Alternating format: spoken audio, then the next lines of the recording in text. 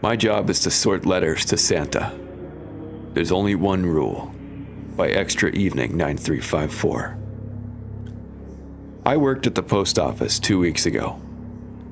That's not a euphemism, and it's not meant to sound mysterious. I've been there since I was 21, sorting, scanning, moving things from one place to another so other people can forget about them. It's stable work, quiet work, the kind of job where nothing interesting is supposed to happen. Every year, around mid-November, I get rotated into a seasonal role. Officially, I'm assigned to the No Response Division. Unofficially, I'm the person who sorts the letters addressed to Santa that will never receive an answer. Most people don't realize how many of those come in. Kids still write physical letters. Parents still encourage it. Schools still make it an activity. By the time those envelopes reach us, they're already dead ends. Addresses that don't exist, names that aren't real, return labels written in blocky pencil handwriting. The machinery flags them automatically. They get pulled before routing and dropped into our department. We don't respond to them. We don't forward them to charities. We don't read them in full. That last part is the rule. It's been a rule since the late 90s, according to my supervisor. Long before I started, long before she did. The explanation they give during training is simple and rehearsed. Children sometimes write about personal matters in their letters. Family issues, home situations. It's not our place to read private information that was not meant for us. So we skim. We confirm it's addressed to Santa, stamp it as no response, log it, and file it away. You're allowed to read the opening line, maybe two. You're not allowed to finish it. Ever. People joke about it the first year. They think it's superstition or some old HR leftover nobody bothered to remove. Somebody always asks what happens if you do finish one. The supervisor never answers directly. She just says it results in immediate termination. I believed that was all it meant for a long time. I stopped finding the rule funny 3 Christmases ago.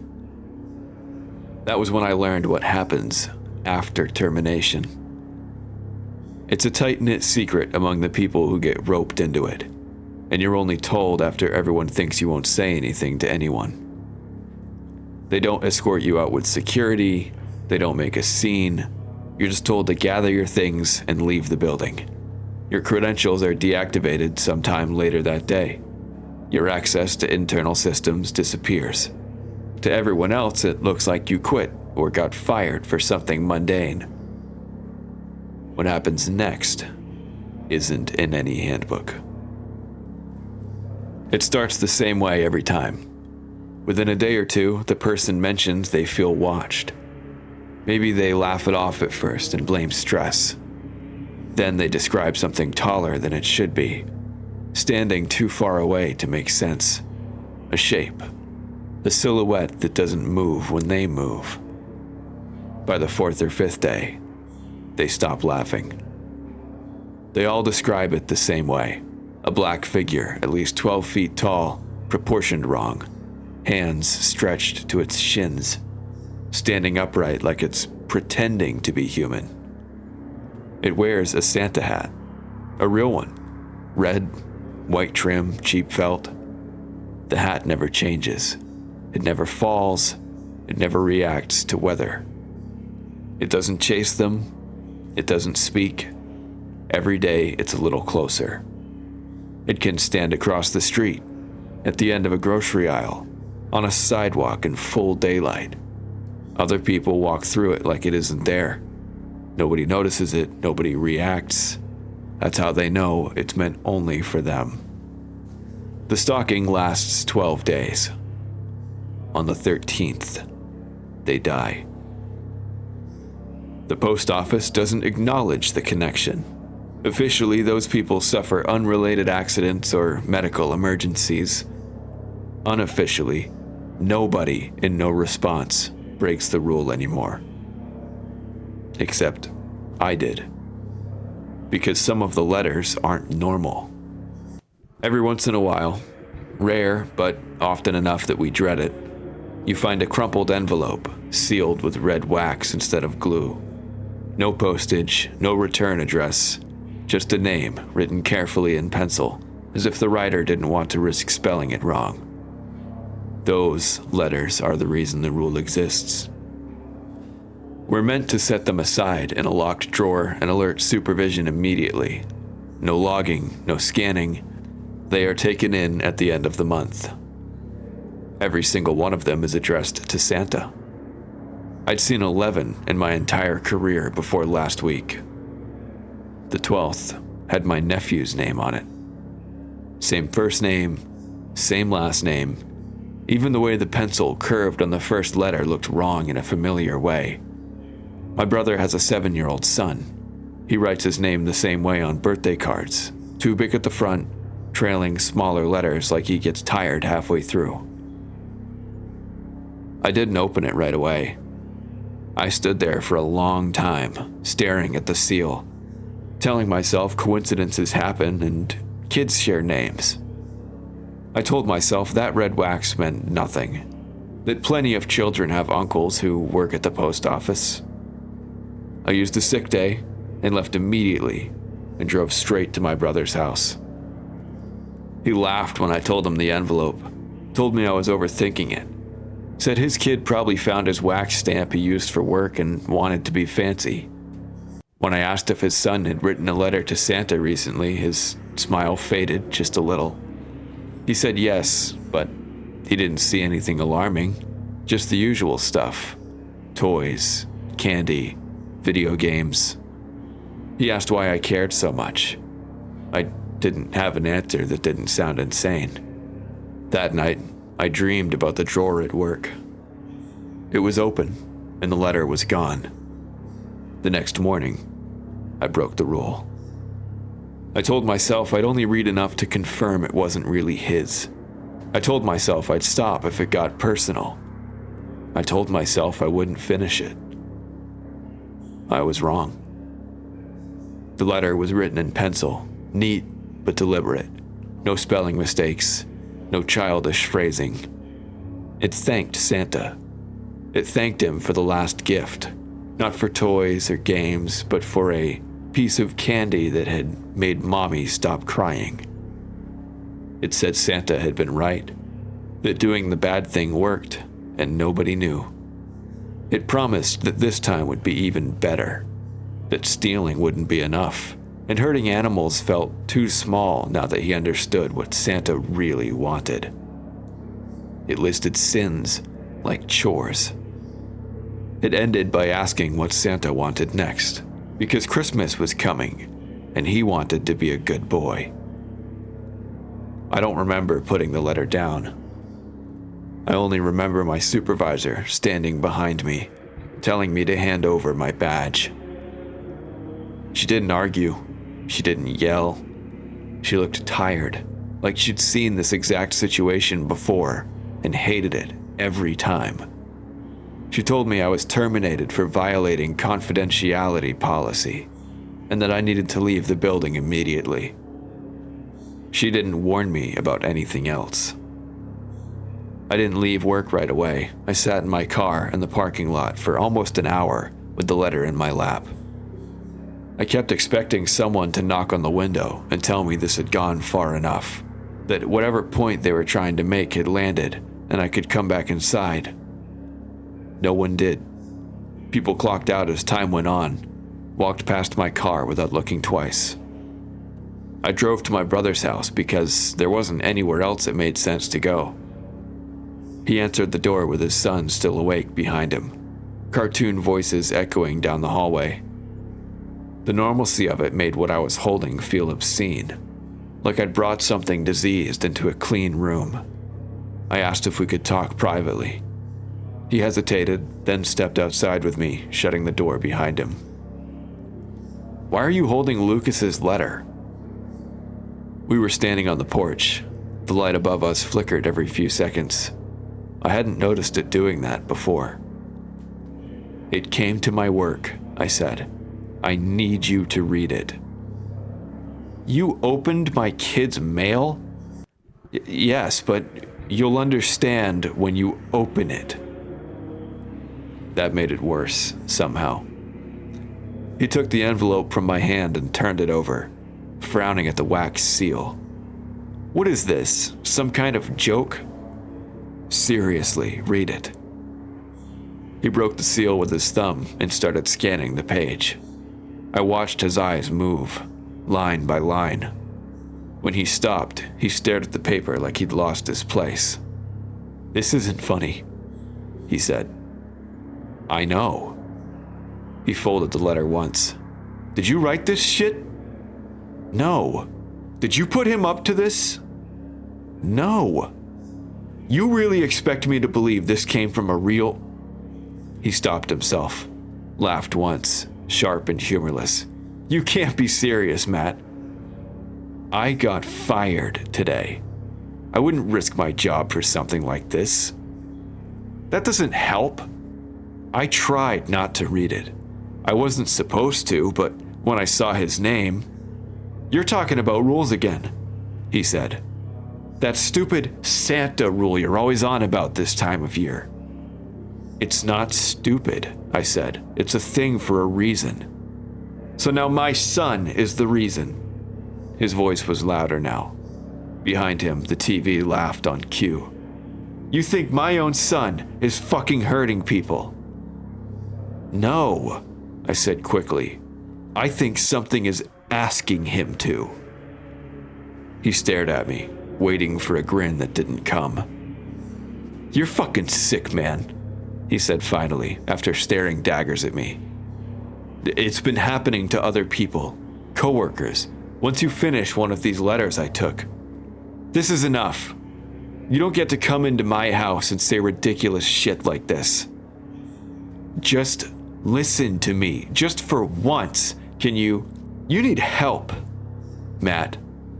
Seriously, you're fucking crazy." "There's a thing."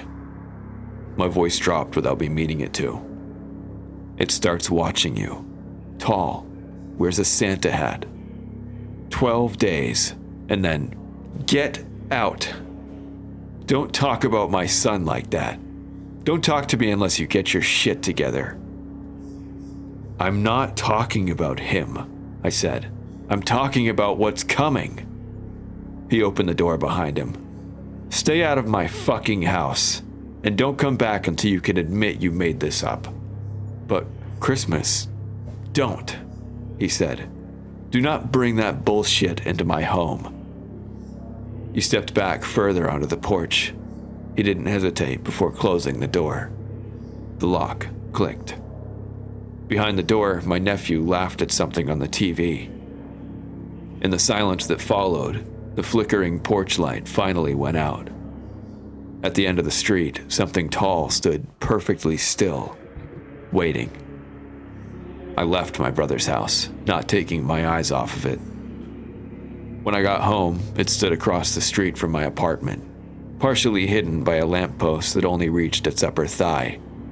The Santa hat sat perfectly on its head, bright red against a body that swallowed light instead of reflecting it. I didn't see it move. I watched from my living room window until my eyes started to hurt, until my reflection layered itself over the dark glass and made me doubt the shape even existed. When I looked away and looked back again, it was still at the end of the street, standing just past the stop sign. Cars drove past it without slowing. Headlights cut through its legs and came out the other side unchanged. A woman jogged directly through the space it occupied, earbuds in, breath fogging in the cold air. She never noticed the height of the thing she'd passed. That night, I didn't close the curtains. I wanted to know if it would approach while I slept, if it only moved when I wasn't looking. It didn't move. The Santa hat was the brightest thing on the street. On the second day, it was closer.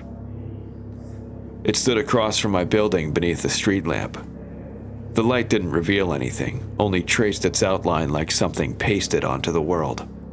I left early, before sunrise, telling myself that if I passed it quickly enough, I could prove it couldn't interact with me. As I walked by, I felt pressure behind my eyes, like I was remembering something I'd forgotten. It lasted less than a second. When I turned, it was still behind me. That night, I dreamed of red wax softening in my hands. On the third day, it was in the parking lot. It stood between my car and the exit. I walked around it without stopping. I remember feeling angry more than afraid. Angry that it was allowed to exist like this, violating the basic rules of proximity and consequence. A man leaned against my car to tie his shoe. His shoulder passed through its leg without comment. For a moment, by habit, I drove toward the post office, before remembering I no longer worked there. On the fourth day, it began appearing indoors. I saw it at the end of the frozen food aisle, its head nearly brushing the hanging signs. People pushed carts through it. A child ran past me, laughing when the cold air hit their face. I left my groceries and walked out. That night, Christmas music started to feel like a warning. On the fifth day, it followed me to my brother's street. It stood on the sidewalk in front of his porch, feet almost touching the step. I watched my brother walk through that space later, holding his son's hand, not slowing, not noticing. The porch light turned on, the door closed. The thing didn't leave. On the sixth day, I stopped trying to explain. I called the non-emergency line. A therapist, anyone who might give this a shape that wasn't fatal. I talked about stress, unemployment, anxiety. Everyone heard exactly what they needed to hear. That night, it stood at the edge of my building's lot, closer than before. I closed the curtains for the first time and still woke up convinced something brushed the walls. On the seventh day, it was in the elevator to my apartment. The doors opened and it was already there, folded just enough to fit. A woman stepped in beside me and leaned against its leg without realizing it, frowning slightly at the unexpected cold. I got off 2 floors early. The rest of the ride creaked like it was carrying more weight than it should. On the 8th day, it appeared in reflections first. In the dark screen of my phone, in the microwave door, always behind me. When I turned, it was in the room where it needed to be to remain just out of reach. I never heard it breathe. On the 9th day, it stopped giving me space. I turned corners and almost walked into it. I started holding my hands out in front of me, afraid of colliding with it like misplaced furniture. That night, it stood at the foot of my bed and leaned forward, just enough to make the Santa hat dip. I didn't sleep. On the 10th day, I tried to leave the city. I drove until the roads thinned and lights fell away. I locked myself in a rest stop bathroom just to breathe. It waited by the sinks. I turned around and went home. On the 11th day, it no longer followed me. It waited in places before I arrived, positioned where it made sense, as if it had always been part of the layout. If it has eyes, I never saw them. If it has a face, I don't think I would survive seeing it. On the 12th day, it stood in my bedroom. Not at the foot of the bed. Closer. It bent at the waist until its head filled my vision. I smelled wax. I smelled paper. The Santa hat slid forward just enough that I thought I might finally see what was underneath. Then it folded itself back into the corner, impossibly small, and waited with me until morning. Tomorrow is the 13th day. He's standing just a few feet in front of me now. I'm going to die tomorrow night. I need help. Anything. Please. Thank you guys for listening to part 1 of a series by Extra Evening 9354. It'll be linked down in the description for you to check out for yourself, and please let me know if you would like to hear the other parts. Really appreciate you stopping by, and I hope to see you next time. Happy holidays, and goodbye.